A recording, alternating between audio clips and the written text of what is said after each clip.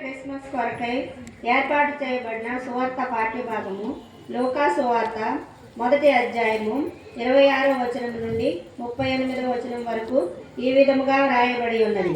6వ నెలలో గబ్రియేలును దేవదూత గలిలయలోని నజరేతను ఊరిలో దావీదు వంశస్థుడైన యేసోబను ఒక పురుషునికి ప్రదానము చేయబడిన కన్యక యొద్దకు దేవుని చేత పంపబడెను. ఆ కన్యక పేరు మరియా. ఆ దూత లోపలికి వచ్చి ఆమెను చూచి, దయాప్రాప్తులారా నీకు శుభము, ప్రభువు నీకు తోడై ఉన్నాడని చెప్పాను. ఆమె ఆ మాటకు బహుగా తొందరపడి ఈ శుభవచనం ఏమిటో అని ఆలోచించుకొంచుండగా దూత, మరియా భయపడకము, దేవుని వలన నీవు కృప పొందితివి. ఇదిగో నీవు గర్భము ధరించి కుమారుని కని ఆయనకు యేసు అని పేరు పెట్టుదువు. ఆయన గొప్పవాడై సర్వోన్నతిని కుమారుడు అనబడును. ప్రభు అయిన దేవుడు ఆయన తండ్రి అయిన దావీదు సింహాసనమును ఆయనకిచ్చును. ఆయన యాకోబు వంశస్థులను యుగయుగములు ఏలును.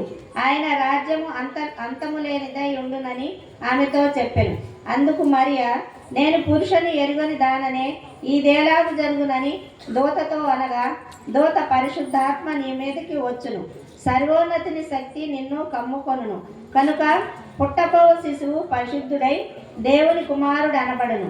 మరియు నీ బంధువురాలు ఎలిజబెత్ కూడా తన వృద్ధాప్యమందు ఒక కుమారుని గర్భము ధరించి ఉన్నది.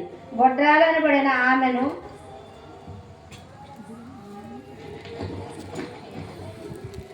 ఇది 6వ మాసము.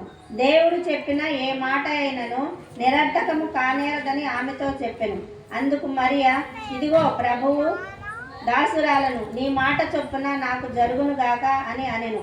అంతటా దూత ఆమె యొద్ద నుండి వెళ్ళెను.